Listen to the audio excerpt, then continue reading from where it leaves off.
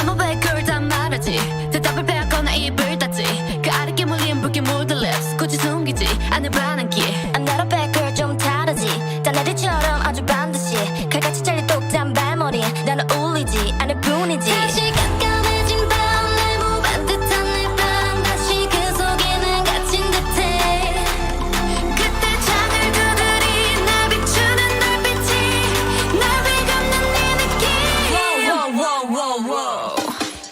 Let's pump it up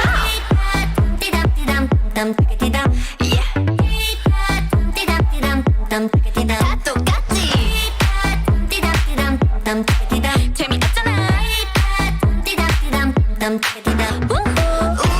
우라라 아왜 아왜 아왜 우라라 왜왜 안돼 안돼 모두 나와 같이 리듬 위를 그룹 it 기분 따라 느낌 따라 why not do it 주문을 외워보자 열랄라 멋진 이 밤이 만든 tomorrow Take it to the right take it to the left dance all night 나가는 대로 상상해봐도 이루어져 길이 나타나져 절로 눈치는 보지마 그게 중요해 Don't kill my vibe that's a no-no 아무 백걸도 말하지 뭐 그럴지도 난 대답하지 그 순간 쏟아진 시선 내 얽힌 쉽게 오해를 사는 내 눈빛 I'm not a bad girl도 완벽히 넘어선 안 될 선은 지키지 그 모든 것들과 어긋난데도 난 내 중심을 지킬 뿐이지 달빛 축제 열린 밤 황홀해진 이 순간 가슴 벅차도록 눈부신데 지금 시간 12시 눈을 감아 보는데 날 위감는 네 느낌 Whoa, whoa, whoa, whoa, whoa Let's pump it up Yeah 어딜 보니 나만 따라와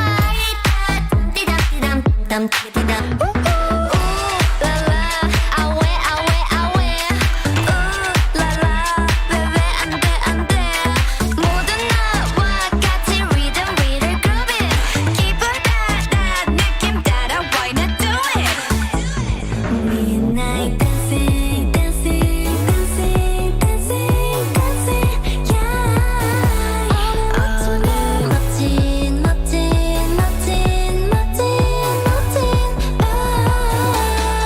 Let's pump it up Yeah 꿈만 같이 다시 바꿔봐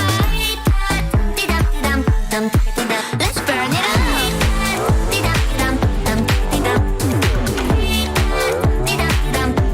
넌 또 알지 꿈이 아니야 Why not do it 우라라 아왜 아왜 아왜 우라라 왜왜 안돼 안돼 And some of them look like sort of 10 Good evening and welcome back to I've lost my terminal window. There it is. sort of 5 cobalt. What's that? And there are some 5 cobalt ash and some 5 cobalt. So yes, we apologise for my having misplaced which virtual desktop of my far too many my terminal window is on.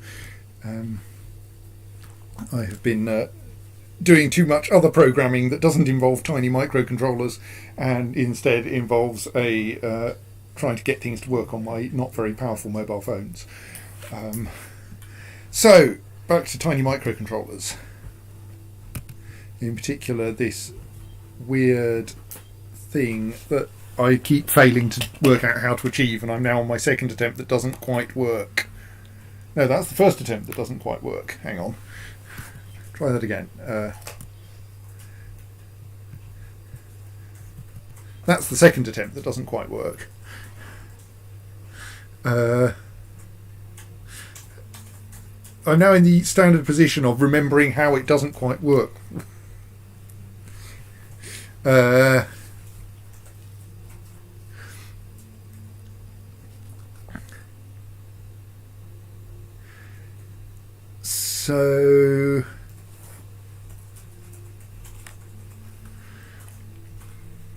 So where was I? I had this thing,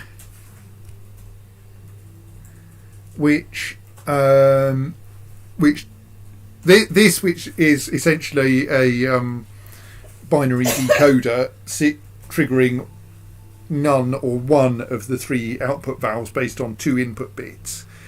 None or more from this week's guest publication. Yes.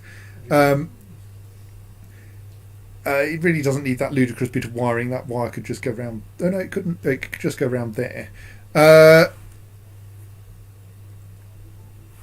And then this bit was handling, and that bit looked reasonably sane. So that took as input numbers and sorted single digits and sorted out splitting them into 2 bits so that they could be fed to this thing, which then turned them into 3 bits. I kind of wonder if I could do that more simply now. But I suppose I do need 3. I mean, I could do it with a DX300, which is slightly skinnier, but that mostly just means you can't run tracks underneath it. But the thing is, then I would need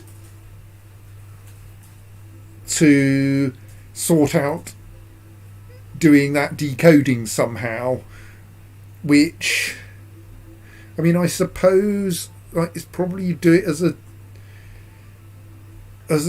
bunch of jumps or something. Ooh, maybe you can do it as a. I'm just wondering how you decode 0123 into 01 10 100, but I feel that can at worst be done as a sequence of conditional multiplied by 10 based on test greater than. That's nice. I don't think that's actually a helpful suggestion.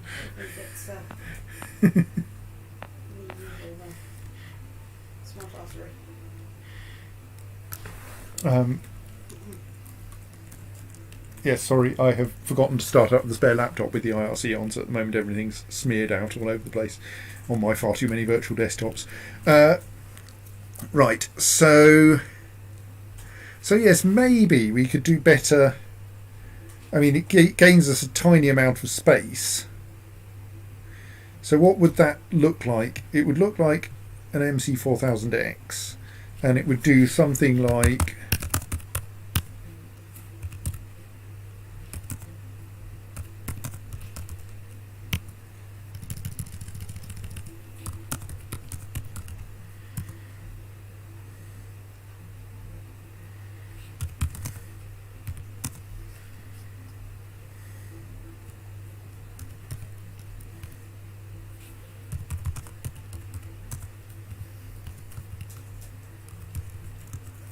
actually, it's utterly trivial, isn't it? If it fits.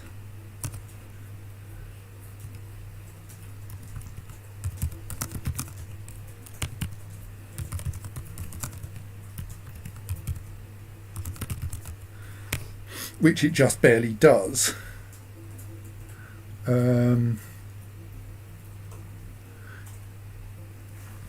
So that's essentially the same code, but we need slightly less board space to go with it, which seems a good trade-off if it's correct.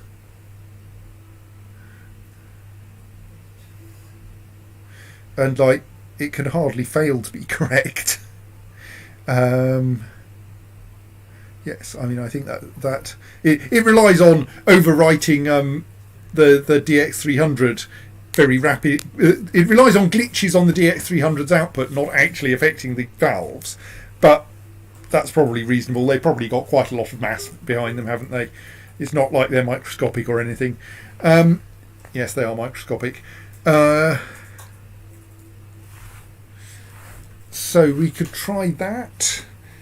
I mean, that doesn't gain us a lot, and it does throw away our one so far found use of the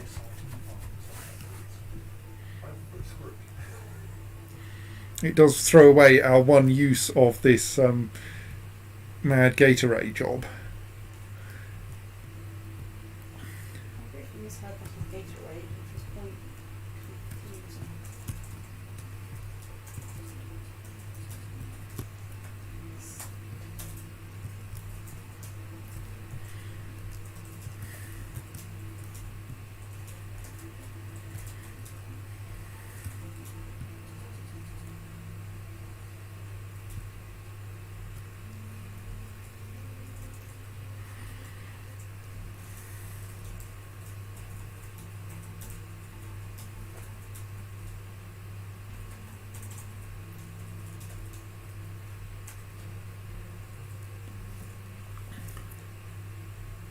So yes, we can't. I'm just pondering whether we can condense things into fewer digits, but we definitely can't, because we need, each digit is after all only 3.5 bits, or strictly 3 2/3 bits, and therefore we can't fit two 2-bit numbers into each one.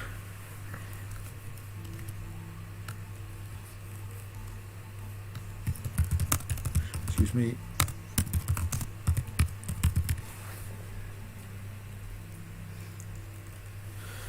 That's not helpful.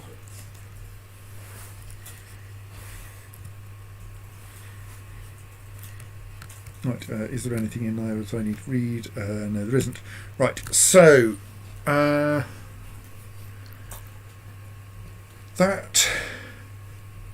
at least has saved us a bit of space, which might turn out to be useful. Plus, we can essentially move this microcontroller up and down however is convenient.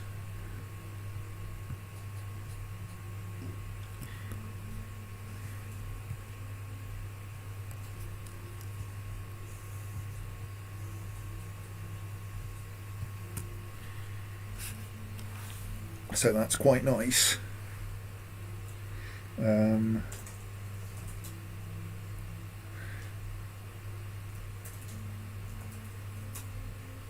Also kind of intriguing that, of course, this thing has 3 inputs. So that little 2x2 square is crying out for something, doesn't it?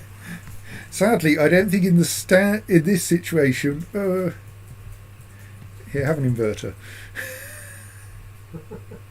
I was going to say I don't know that there are any chips that'll fit in there, but we can put a useless inverter in.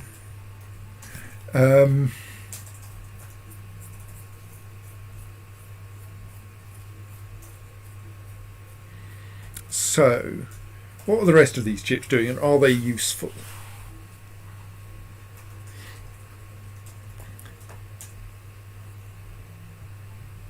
So this one is reading from our input packet and making the perhaps brave assumption that everything is a data packet followed by a reset packet.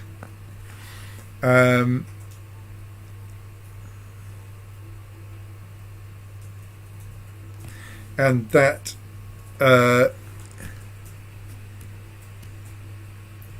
it will therefore copy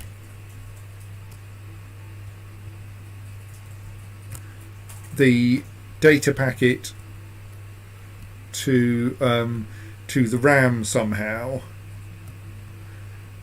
and then what? In what way is that helpful? Except that really the data want to be processed. So the thing is that what we get in the data packet needs to be translated into the stuff that we actually want to write out to the chip, to the print head.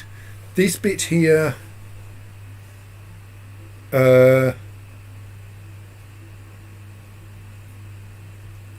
handles. So it goes mov x naught dat and then extract each of the digits from that, and that's basically all it does. And its slight problem is that it doesn't. It's lacking proper ability to sleep because. So it has the sleeps in between.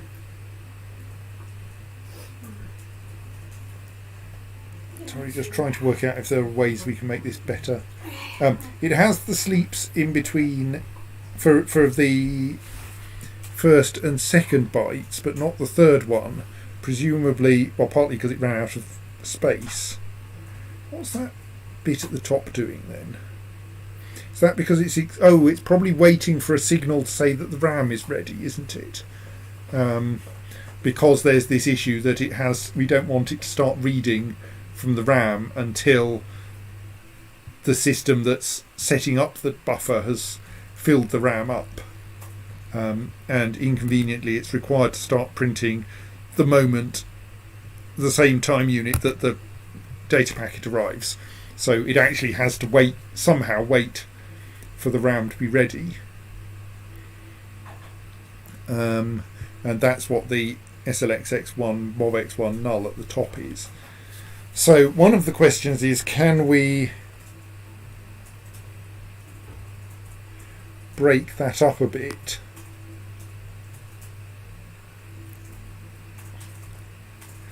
Like, is there maybe another processor that sits before it and handles the higher level timing?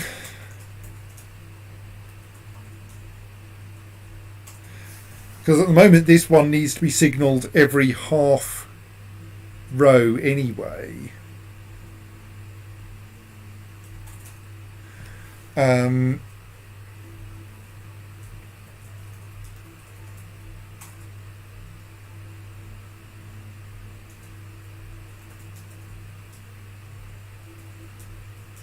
I'm just wondering, so the problem is if we have this, like the SLUP1 MOV DAT-AC is more or less equivalent to having SLX something MOV X something AC. So because of the horribleness of the digit extraction instruction, we can't do very much better. This is where I go, is there some better way of encoding 3 digits into a 3-digit number such that I can extract them faster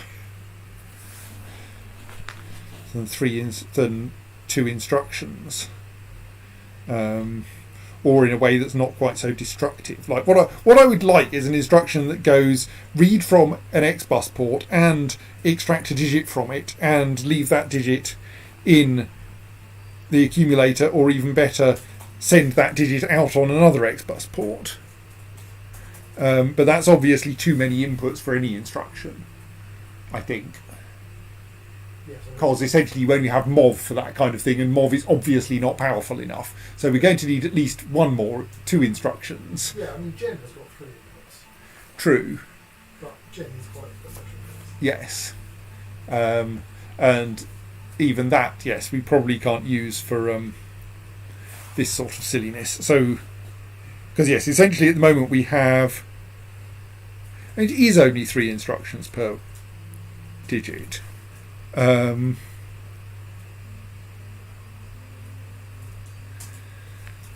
one of them, and a sleep as well. And like all we can do with that sleep is turn it into an SLX instead. We have to sleep somehow.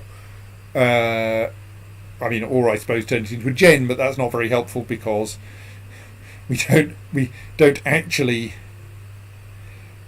have any simple I/O pins until we get all the way over here, and I definitely don't want to be genning things all the way up here.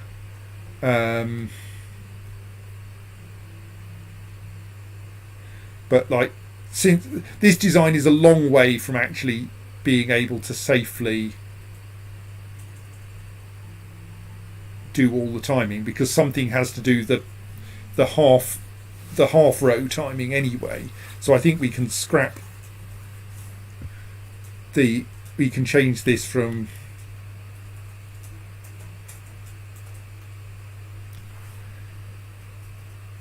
I suppose if it read directly from the RAM, then it wouldn't need if it could have that extra SLUP there, then it could do 2 cycles and then repeat them. But we're fundamentally at the limits of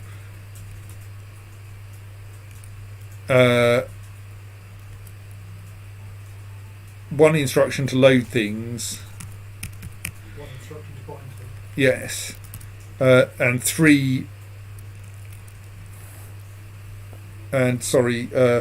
4 instructions per digit. And that needs 13 out of our 14 instructions. because X0 is pulling from the RAM,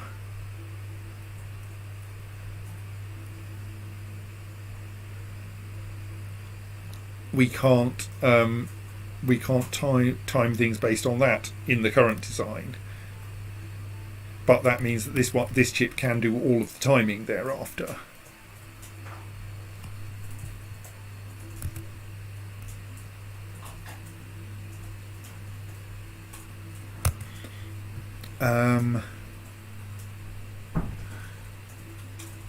So possibly, but yes, it's that necessity of having that something to get rid of X1, or the fact that we have 4 instructions per digit that's fundamentally messing this up.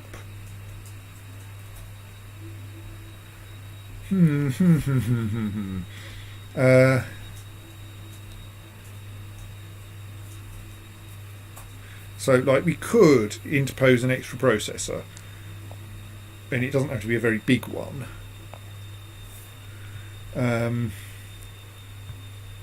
So let's not worry about that too much for now. And so what would the RAM... So the RAM would contain 12 bytes, which is fine.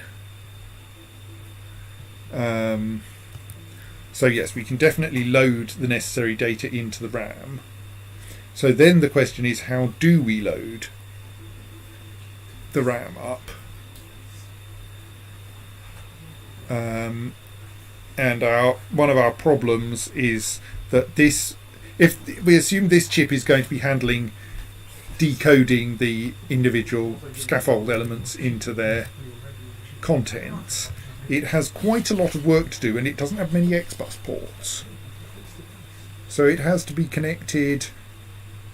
It obviously needs to be connected by 2 ports to the ROM, because it needs to be able to access the ROM at random addresses. And it needs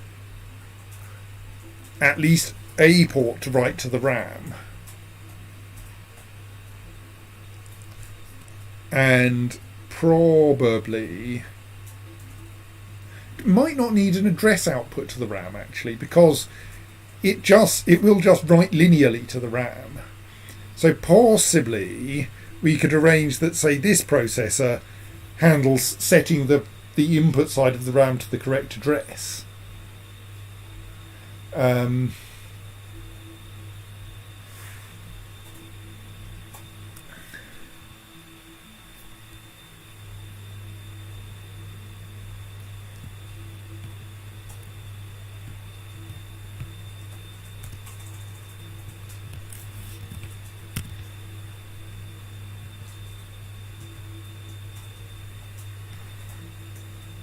So let's take advantage of this tiny corner of circuit board over here to make ourselves a bit more space here.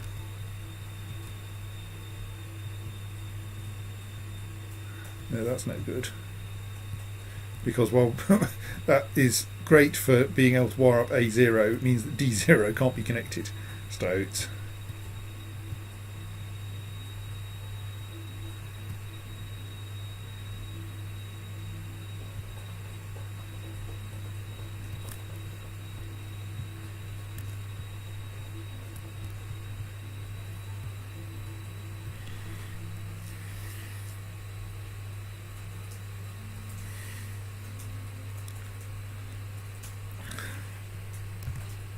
So if we ignore half of the problem for now,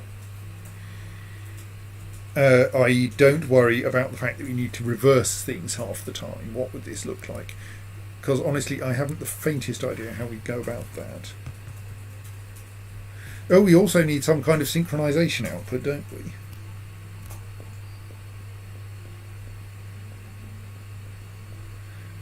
That's an interesting problem.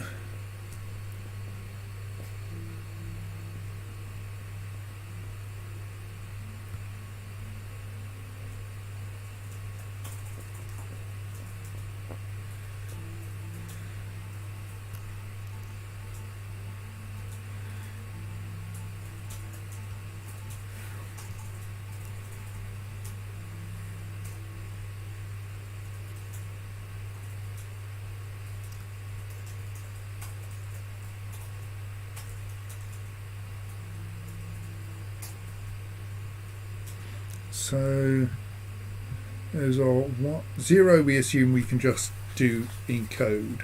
1, 2, 3, 4, 5, 6, 7. So we also don't have 8 encoded.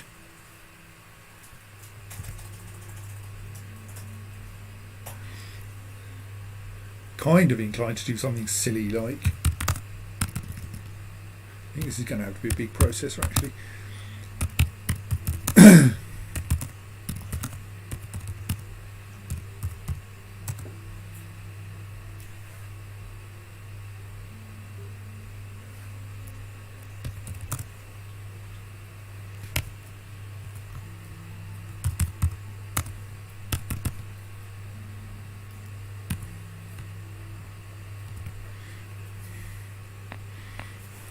So, like, because the first 3, given our current encoding, conveniently 0, 1 and 2 translate into 0, 0, 0, 0, 0, 0, 1, 1, 1, 1, 1, 1 and 2, 2, 2, 2, 2, 2.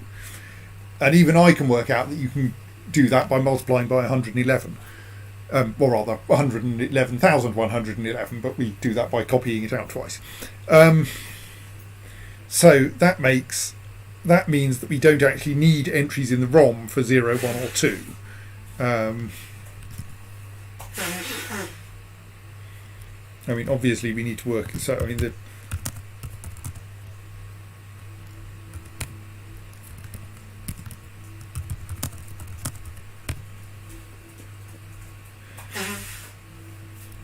and then the alternative is... This is a totally stupid idea, and you probably got it already in this code, it's a lack of space. But you wanted a quick way to extract 3 digits from a number without using instructions. I suddenly had the idea of throwing it into an IO multiplexer and having 3 of its, and then your processor can just read all. Sadly, the IO multiplexers are digital, so they only output 0 or 100. So you can only output only extract 3 single bits, and I want to extract 3. I mean, I only need to extract 2 bits from each digit, but that's more than you can get out of an IO multiplexer. Yeah, You'd have to have 2 IO multiplexers, which really would blow the space budget. yes. And also you have to spend instructions on recombining the outputs. Yes.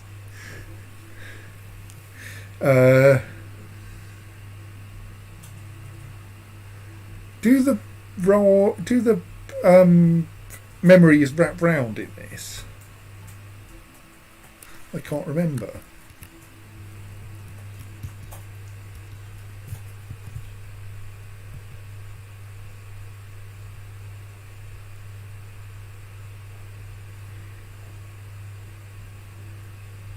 Where's my prototyping board? Mostly because it's amusing how many things I've now prototyped on it.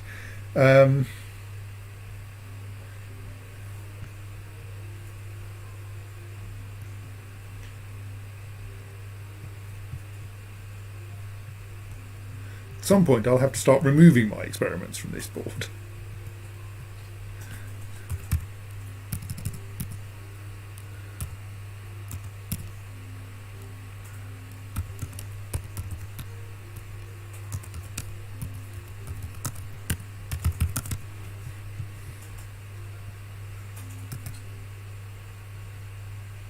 Right, so the ROM address counter wraps around.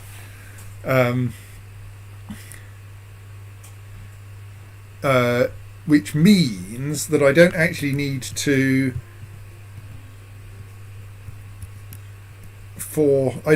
bother subtracting anything in order to get a usable address. I can just no, wrong attempt. Should default to the newest one, not the oldest one. Terrible bit of UI design. So I don't need to bother subtracting anything. I can just go mov ac x1 mov x0 x3 x3. That does mean I'm going to need to wipe all of this again. So 0. You have to multiply by 2, of course. Yes. I've run out of instructions.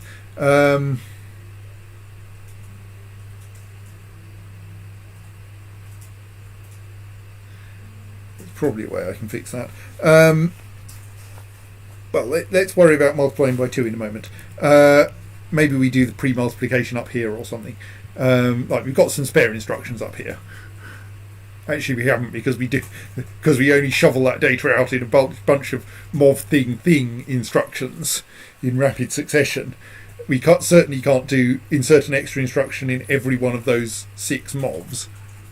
Still, let's reprogram the ROM with what it should have in it. So 0, 1 and 2 we'll ignore. And then we have 3 which goes 1, 2, 1, 2, 1, 2 and 4 which goes 3, 1, 1, 3, 1, 3 and 5 which goes 0, 1, 1, 0, 1, 0 and 6 which goes 0, 1, 0, 0, 0, 0 and 7 which go 6 which goes 3, 0, 0, 3, 0, 3 and 7 which goes 0, 1, 0, 0, 0, 0 and 8 which goes 0, 0, 0, 0, 2, 0. So that does conveniently use precisely the entire ROM.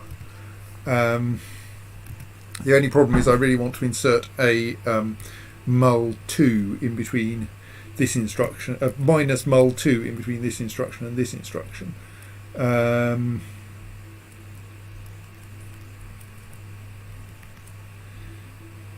So am I just going to have to make this a bigger processor? That kind of feels ugly.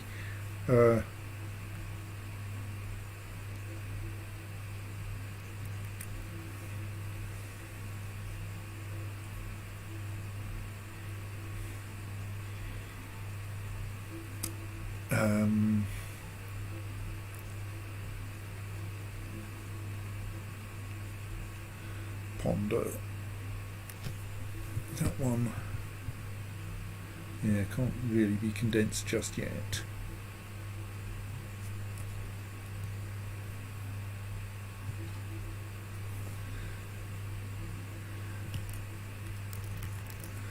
Currently X3 goes up to there, and we do have a slight synchronization problem.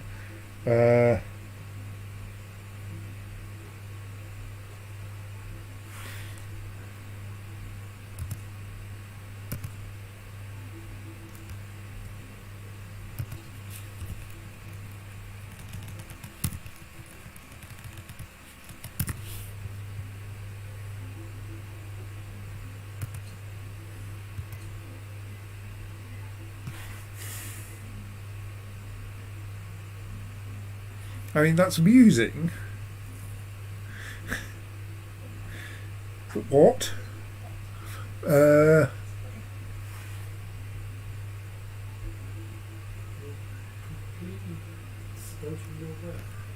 Oh, right, yes, that's wait. It would help if this were waiting for input from something that wasn't the ROM, which will return data indefinitely. Right.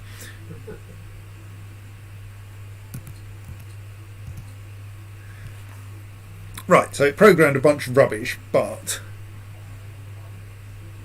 it did successfully get some things that it pulled out of the ROM and some things that it didn't. And they were only slightly catastrophically wrong, because that really shouldn't be there.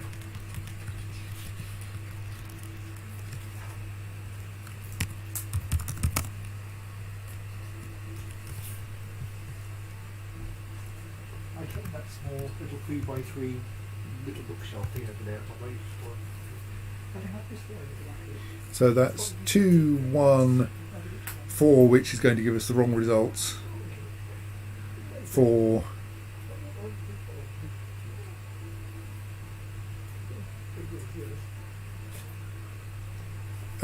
2, which is correct, and 6, which is wrong. So it's correctly doing what I programmed it to do, with the only slight problem that it's missing at mole 2.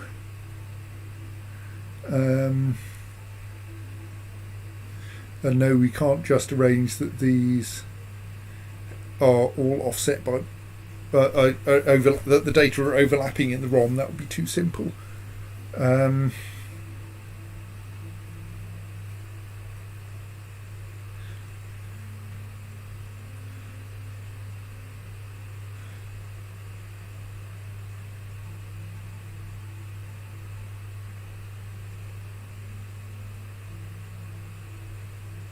So what would it need to do in order to reverse things? So some of the numbers are palindromic and so easy to reverse. Though a fair number are not.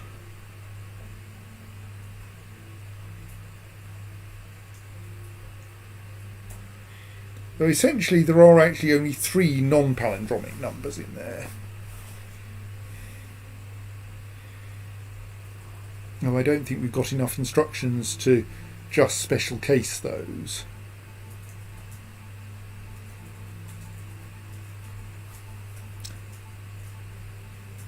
And we do, of course, have to swap the bytes of each line as well for the when we're going backwards.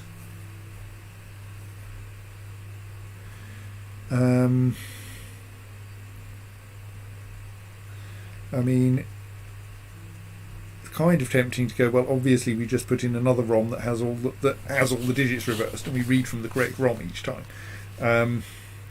But that's going to require another ROM and another processor to talk to it, because you need 2 XBus ports to talk to a ROM as a lookup table. So that's not really practical.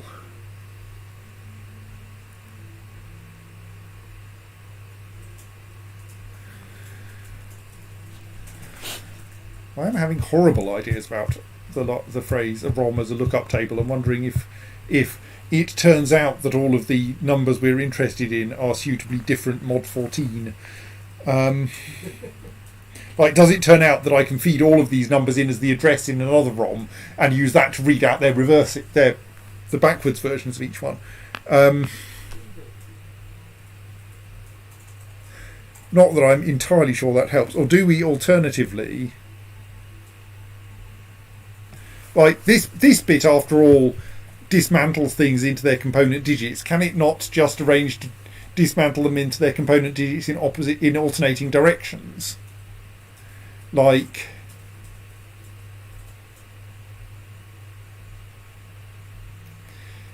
if that DGT read the digit number repeatedly from an XBus port, could we thus have it read 321 321 versus 123 123 in order to tell it which direction to go in?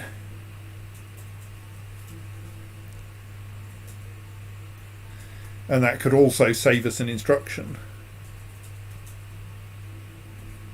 I mean, something else would then be generating the timing information.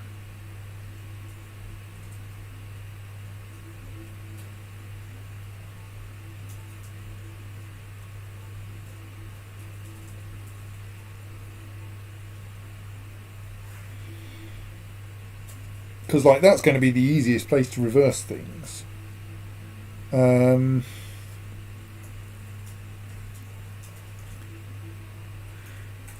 So what then would we need?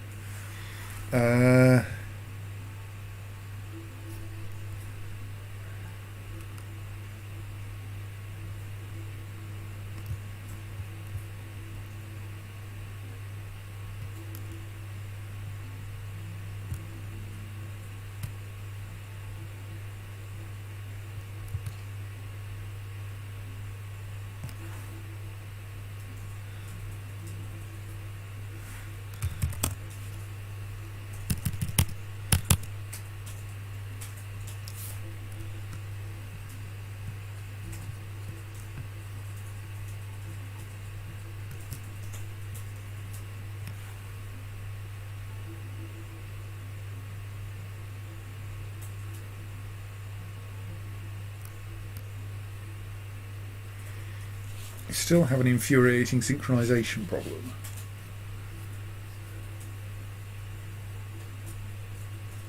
Which basically boils down to this processor, like all processors, only has 4 X-bus ports, and it needs 2 of them to use the ROM as a lookup table. It needs 1 of them to write out to the RAM, and it needs 1 of them to receive its incoming data, and that means it doesn't have anything left for signalling the RAM has been filled up now, you can start processing it. Though now that I think about it, maybe we could make that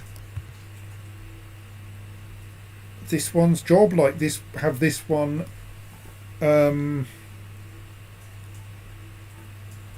be the thing that actually writes into the RAM and then pass the data through from here.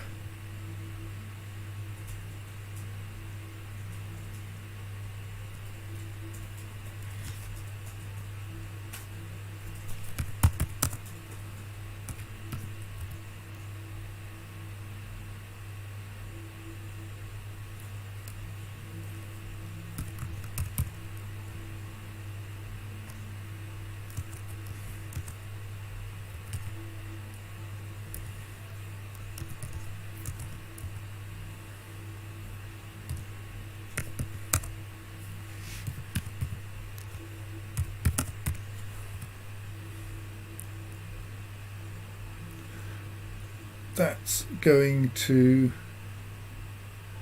be quite a lot of, so that's a loop that copies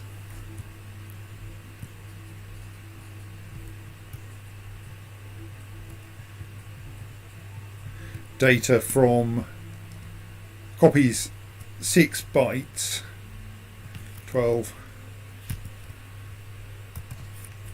bytes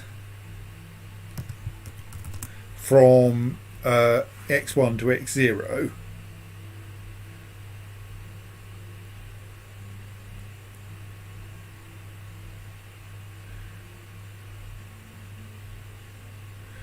and can then do something afterwards, though can't do very much afterwards,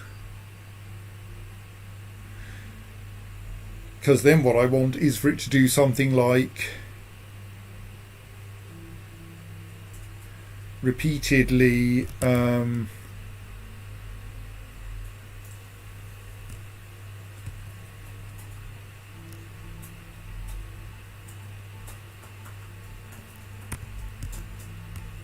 morph 2x3 slip 1 morph 1x3 slip 1 etc. morph 0x3 slip 1 morph 0x3 slip 1 morph 1x3 slip 1 morph 2x3 slip 1, i.e. oh no, actually no, it needs to go 3 2 1 3 2 1 1 2 3 1 2 3 repeat.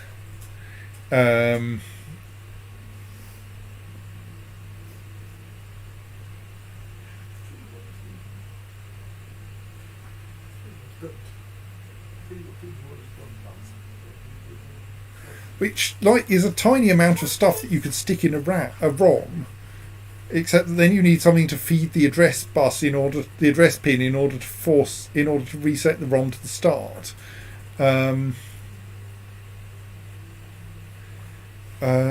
So we could have, so like you can imagine having a ROM that just goes only 210 actually.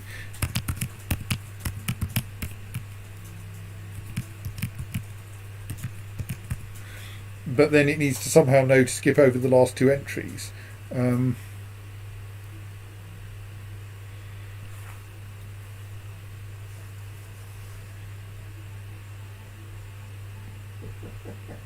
then that could be much simpler. These that were Simon's mouse, which is worms, everybody. We've lost frequency.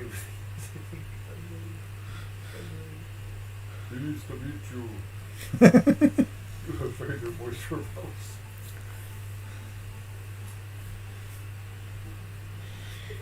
take an observation at this point? Anyway, so and yes, there's this annoying. It needs to skip over the last two entries, but like otherwise, I could just go. Oh yeah, we'll just plumb that in there, and then that could just go repeatedly. Mov x. I mean, digit x3.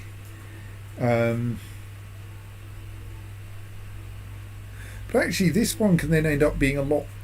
No, problem is it still has to every third iteration load something from the RAM, which means that there's a kind of unhappy. Like it, a 3 times around loop is like an awkward length.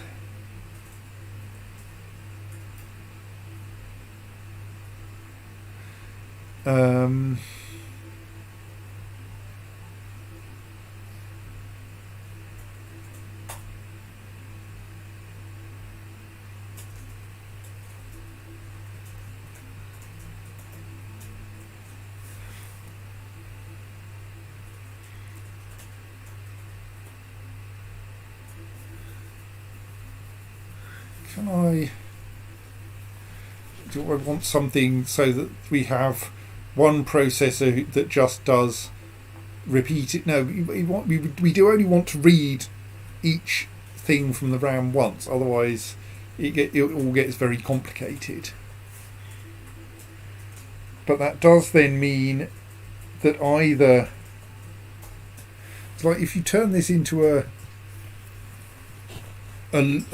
loop that reads from an XBus port, it goes mov dat ac digit x thing, mov ac x other thing, slup 1, and then we have to have a counter somewhere. And the whole difficulty here is that DGT requires 2 registers and uses both of them, so that you can't even have anywhere to put a counter. I mean, I suppose if we had enough XBus, we could use the ROM pointer that we were using here as a counter, but that's not actually very helpful because we need it to read every third.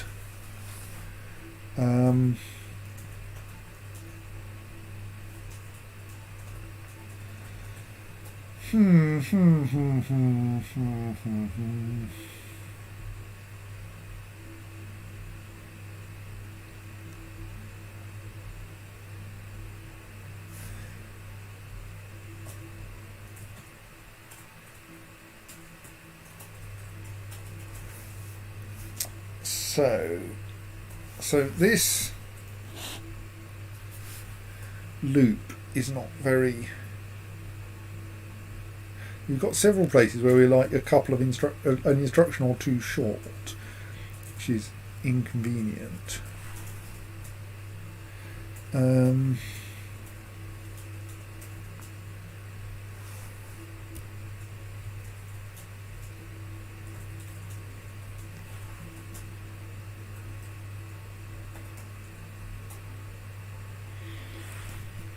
So yeah, I don't think that's going to help me.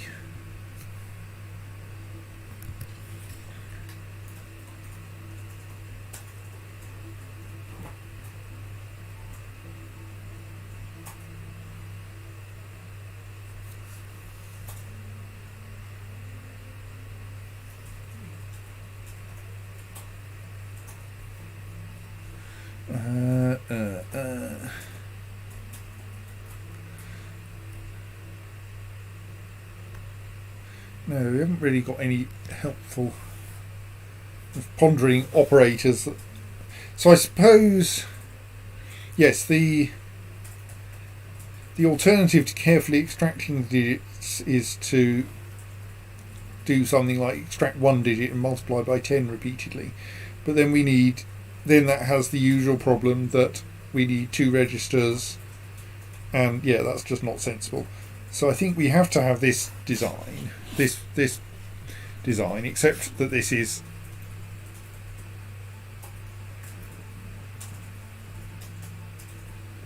a slightly inconvenient length.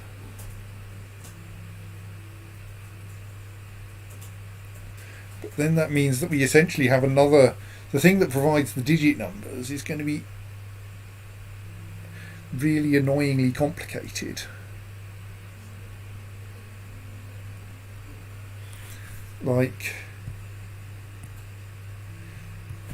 ends up being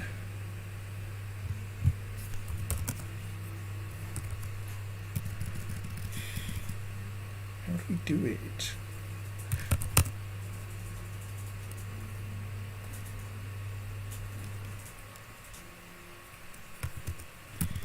Because like we have this code, but that's oops, no, you can't do middle button paste here. But the thing is that we need oops.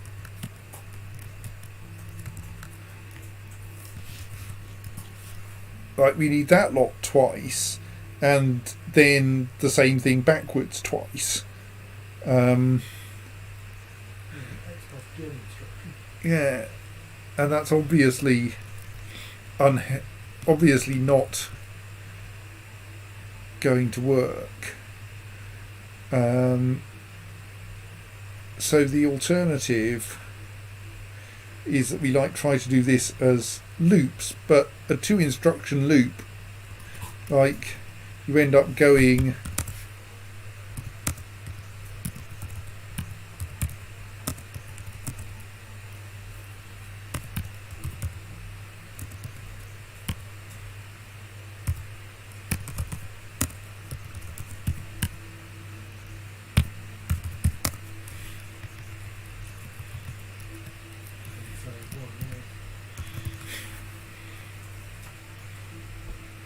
and then I want to put a loop around that, which obviously makes the it doesn't work because I've run out of because then I have to start using dat to count my way around that loop because not enough registers.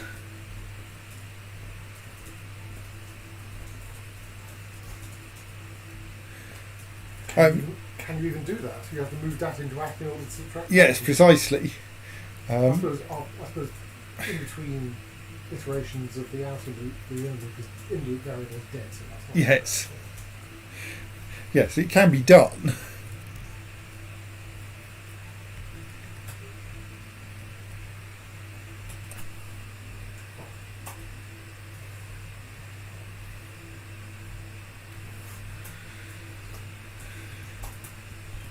How does DGT work in weird circumstances?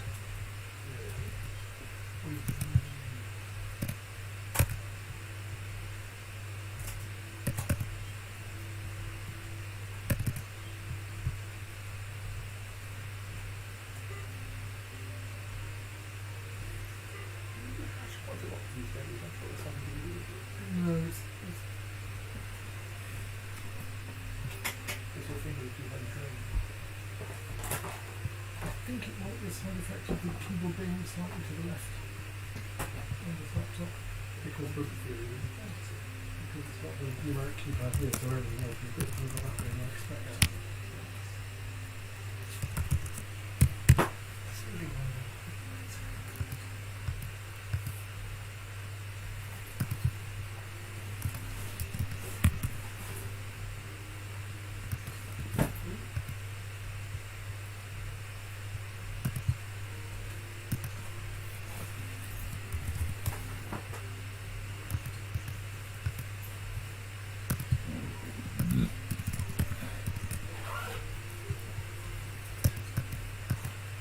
So it looks like annoying, or perhaps annoyingly, DGT with any digit outside of the range 0, 1 or 2 oops, didn't mean that button, just returns 0.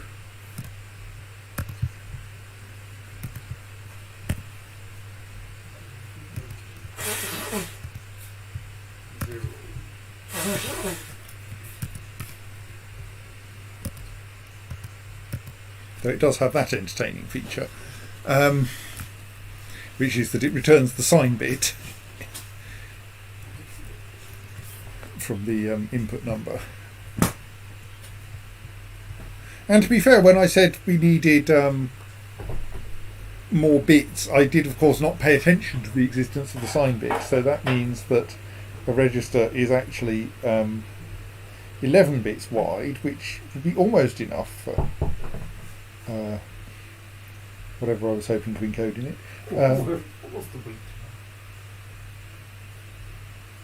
Yeah, so what was the weight? There wasn't. There wasn't the weight. Okay. No, someone merely mentioned it on IRC. The title was called The Weight. Oh, was it? Oh, yes, that was. Yeah, sorry, brains. No. That's why someone mentioned it on IRC. Yeah, true. Although losing some weight.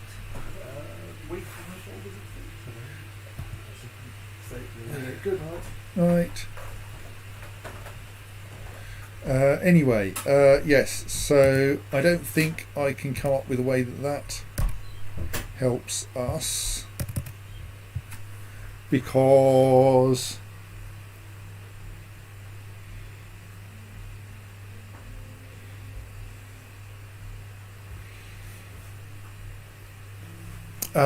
yes,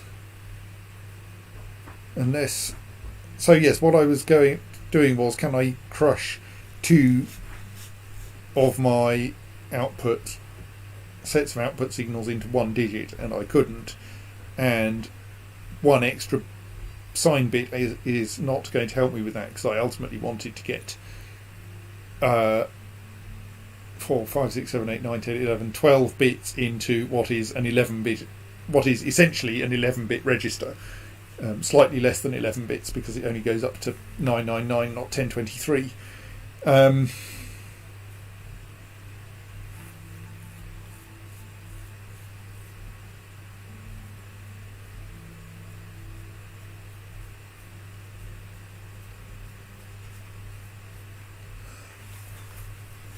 I feel that is not actually our biggest problem. Our biggest problem is how we get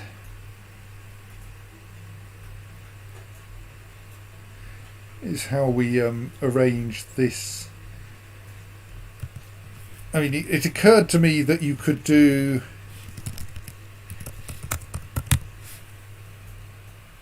that, which would then allow us to count in both directions, except that then that TLT is obviously not quite what we want if we want to check whether the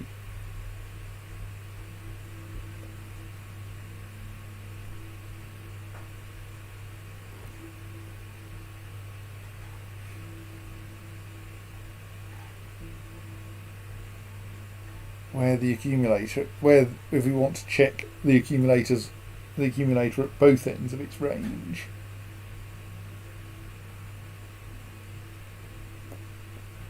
Though maybe we could do it reasonably in only 2 instructions. But the thing is, what we really want is a loop.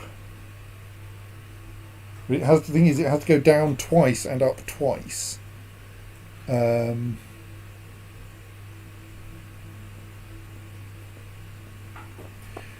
This is the kind of thing where really it turns out you want to add yet another processor to the mix and have one that emits -1, -1, +1, +1, -1, -1, +1, +1.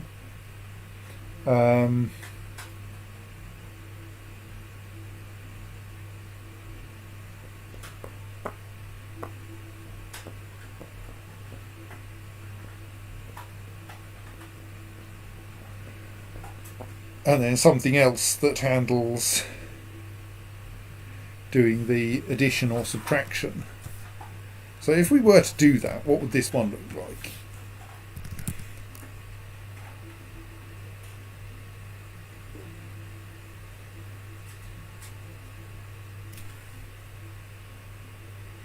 Yeah, but that's still horrible.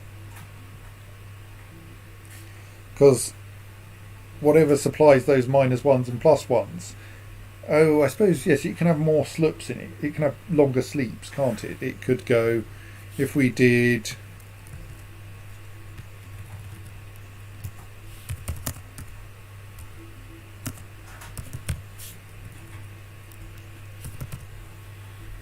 But then this needs to then have a loop, which means that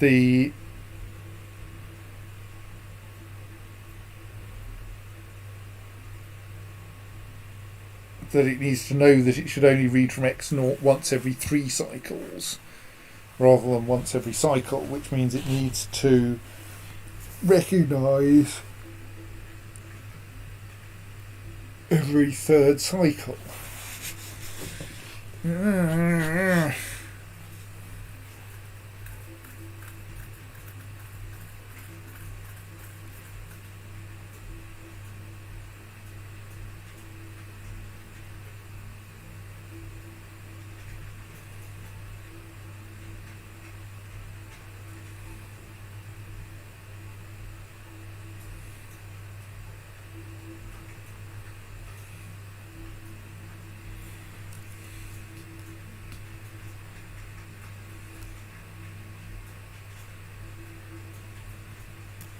Getting me back to my feeling of using a ROM, if only were it not for the fact that we don't really have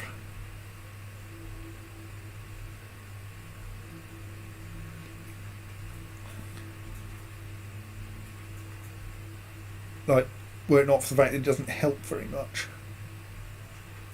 and we don't have a sensible way of restarting reading from it every 2 lines. I suppose strictly we could arrange that we restart reading from it every line, or whatever it is. If we had it say go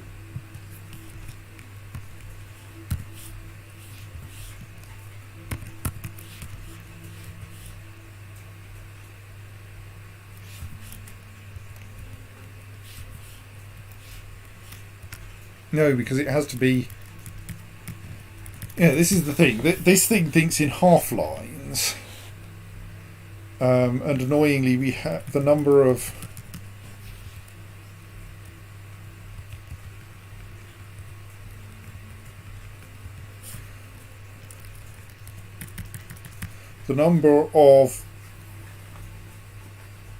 half lines doesn't equally divide the size of a ROM however you cut it. And the ROM needs to think in pairs of lines. That's a total of 12 positions. And then something needs to reset the ROM after every 2 lines. There are things that know about every 2 lines.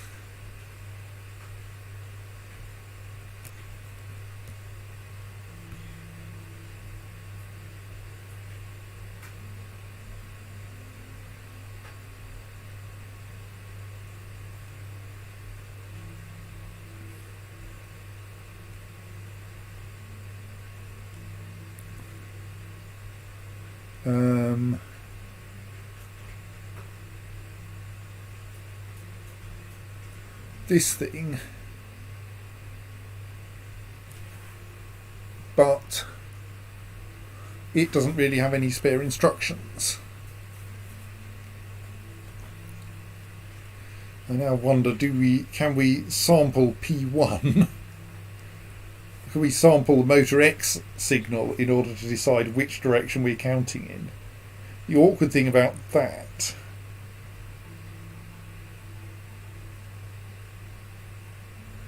is that you can't be quite certain of the timing.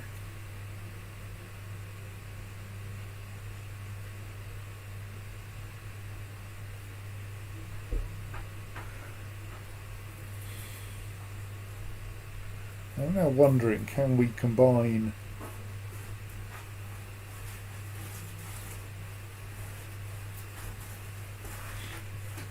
if we make this process into a big one, can we add the extra instructions necessary to have it signal to other processors which direction we're currently going in?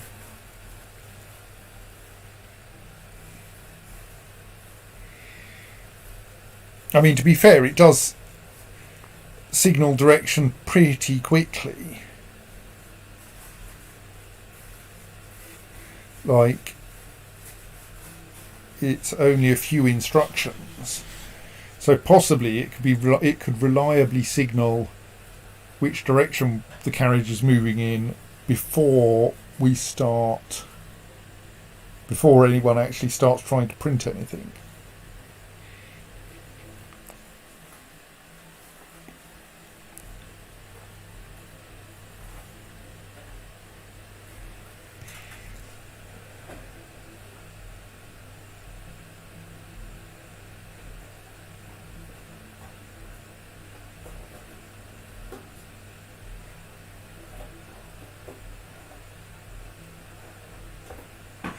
But then what good would that do? So then we would have something that inspected motor X signal, and depending on what that said, would either output 0, sleep 1, 1, sleep 1, 2, sleep 1, or 2, sleep 1, 1, sleep 1, 0. Now, the sleeps can, of course, be made common to both of those.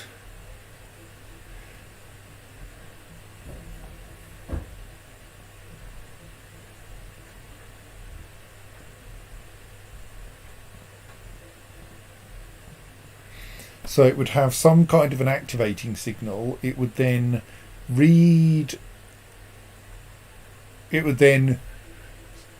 sample the direction signal and emit, do 6 things?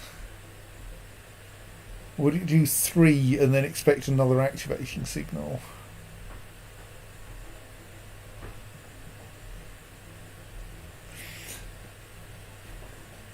I mean, if we could...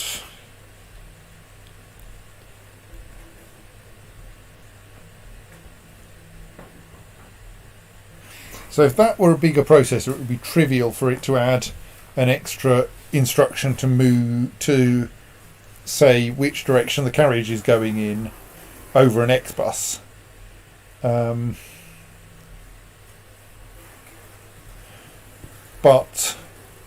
part of the problem here is that then that would have to be signalled by something.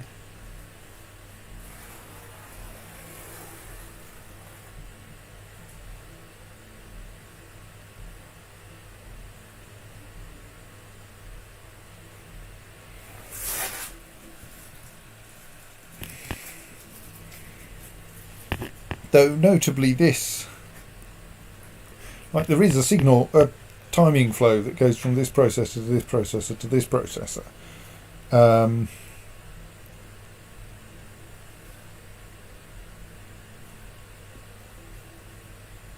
So we plausibly could make that even more tangled.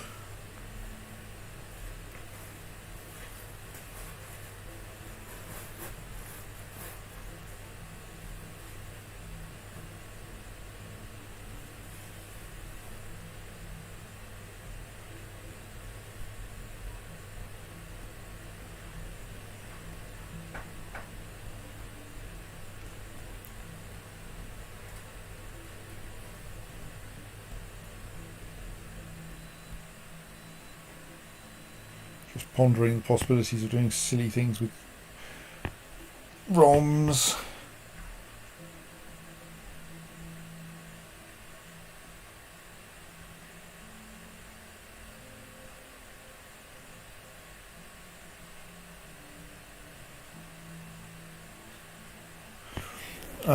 But no, a second ROM for the reverse digits would just not work. There's no space. Because it needs a ROM and a processor to drive it because of shortage of X-bus ports.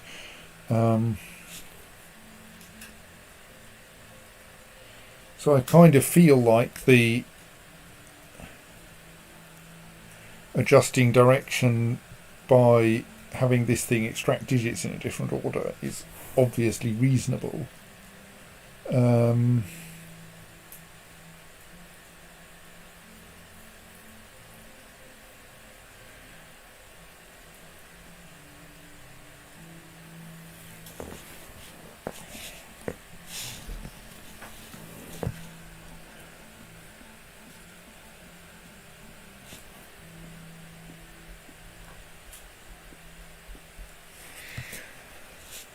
So I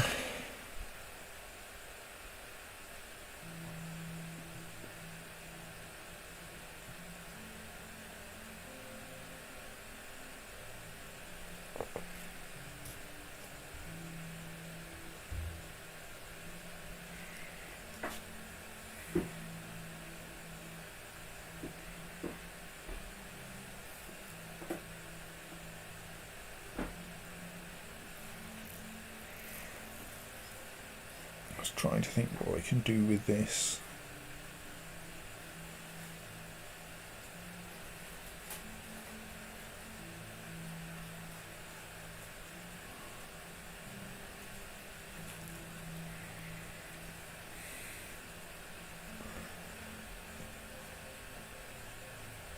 It's kind of annoying.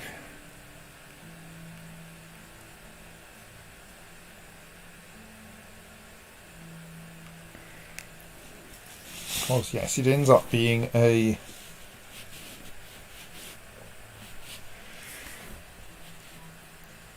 this needing to signal the direction.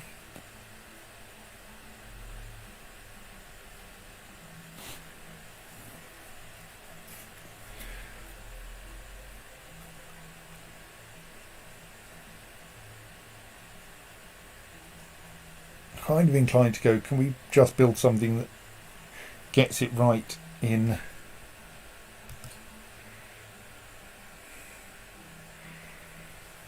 at least one direction?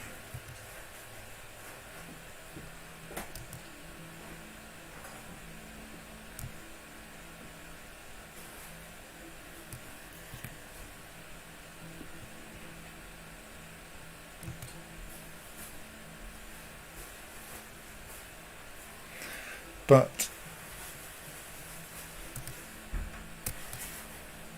yes, we also have, of course, this. We still have this need to multiply by 2 problem here.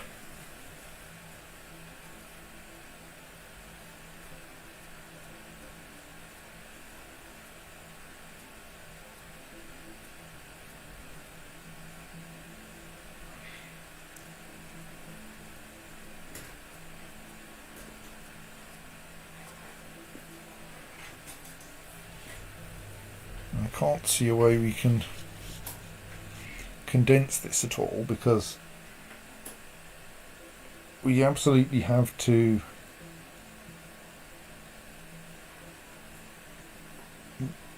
only read x2 once, because the loop unrolling up there depends on that.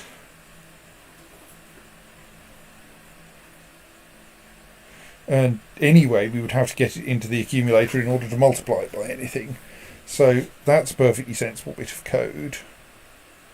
And then we obviously need 2 moves to the output in either case.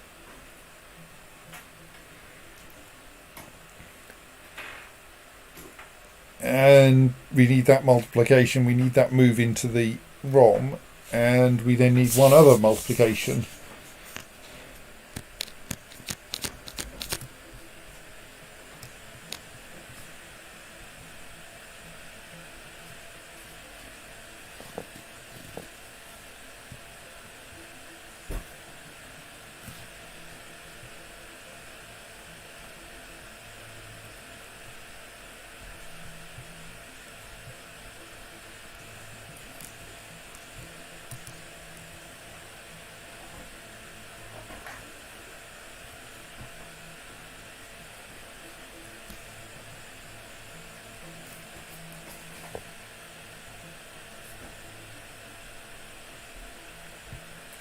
Having some difficulty with my trackpad style.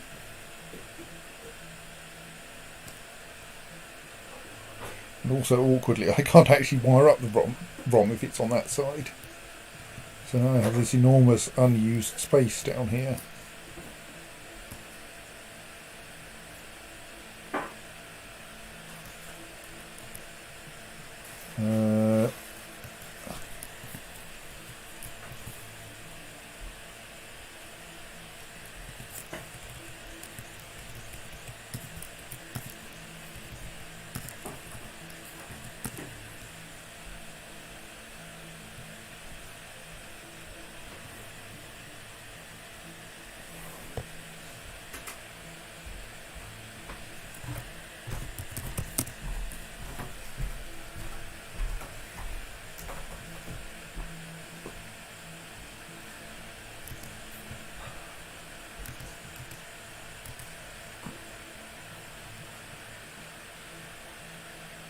got that bug again.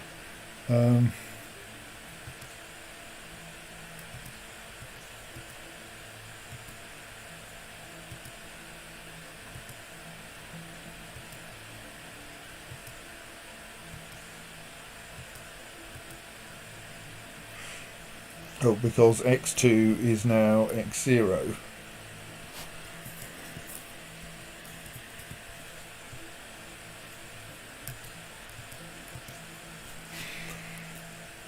So it does that at least now write precisely the right data to the ROM. 2, 1 are correct. 4, 3, 1, 1, 3, 1, 3. 4, 3, 1, 1, 3, 1, 3, 2, 6, 3, 0, 0, 3, 3. So that at least does work insofar as it puts the decoded data up into the RAM up there. The circuit board layout is a bit of a disaster, mind.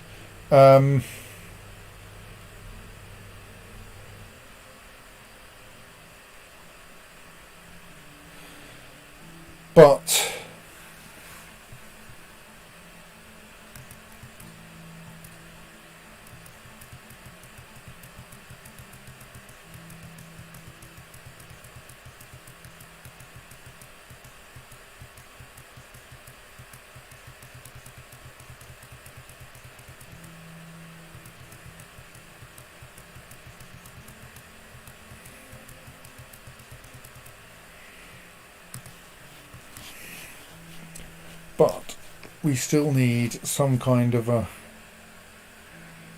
plan for how we handle the reversal.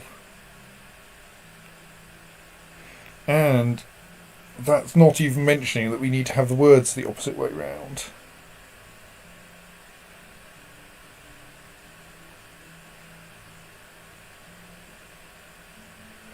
I mean, I suppose given we've got all this space over here, we could slap a we could have a processor whose sole job is reversing numbers.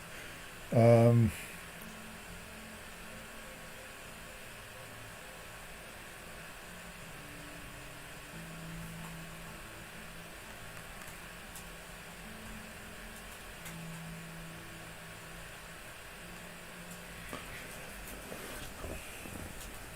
like, you write 2 bytes to it, and then it gives you them back in either the same order or reverse order, depending on where you are in the loop. But we can't do that in a small processor.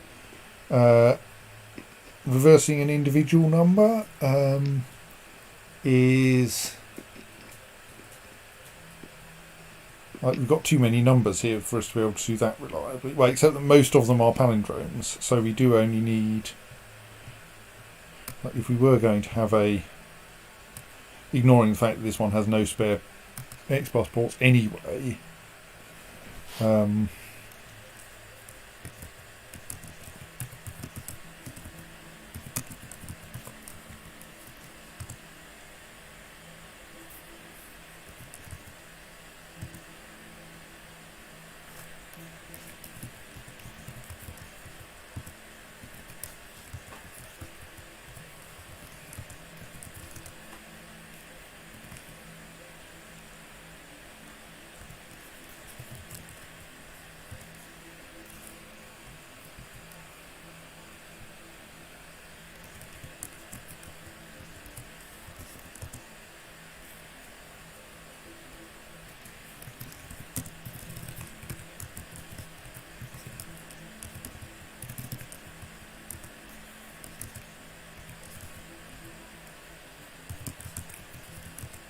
I mean, yes, there we have it.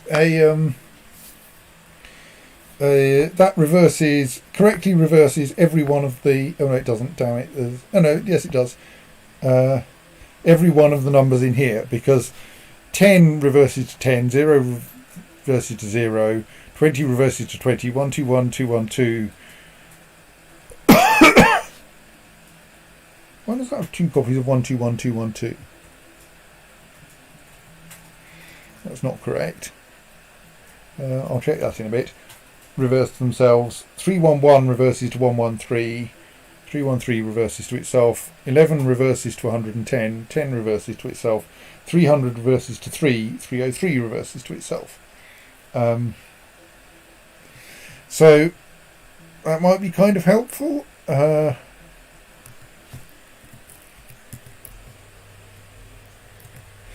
may actually be simpler than trying to signal this to count in opposite directions.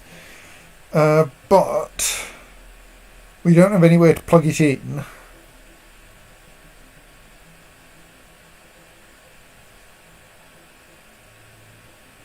And we still have to sort out swapping the two halves. So let's go back to this. So that's 0, 1, 2, which we don't really encode. 3 should be 0, 1, 0, 1, 2, 1, 2, 1, 2. Alright, so that's the thing. That's 0, 1, 2, which we don't encode. 3, 4, 5, 6, 7, 8. And those two are actually unused. So we could in fact handle 9 as well if we really needed to. Right, that explains that. But so that's kind of alarmingly, it could be done, but I'm not quite sure how we do it. If you see what I mean. Because we still have to handle swapping the two things we read from the ROM.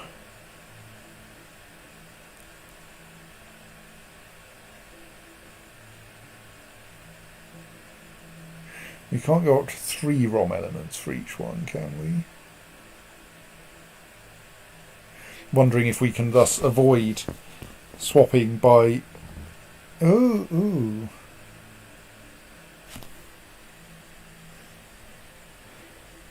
All the asymmetric numbers are in the left half. So if we were able to encode each number in the ROM as 3 bytes, which I don't think we have the space for, then we could encode them as first half, second half, first half reversed.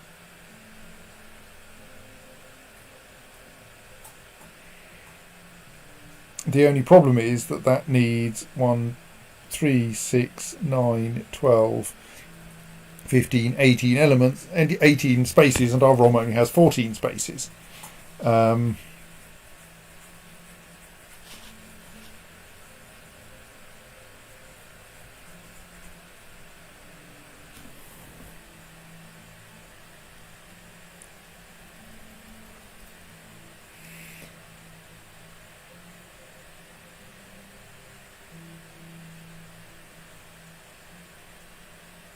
But it also turns out I've accidentally wired all this up backwards. That's fine, we can just change those output numbers. So we can't actually do that trick. The thing is, otherwise we end up having to backspace the ROM. So half of the time that MOVX2X1, MOVX2X1 becomes MOVX2X1 sub 1 MOVAC-X3 MOVX2X1, which we've got space for. And we need an add one at some point to get, and we need to do that conditionally on heaven knows what. It certainly feels like doing the reversal later is more sane, because otherwise this thing has to count rows at the same time as this thing is counting rows. And we don't want this to be this processor to be thinking about each individual row noticeably, because it has 6 of them to process.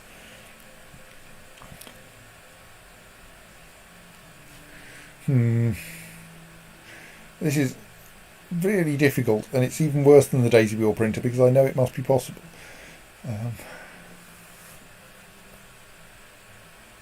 I think I'm going to stop for tonight, because it's past 10 to midnight, and we will consider this again later. I'm determined to complete it, but it is proving very hard. So anyway, with continued failure to actually get anywhere, I'm afraid I will have to say good night.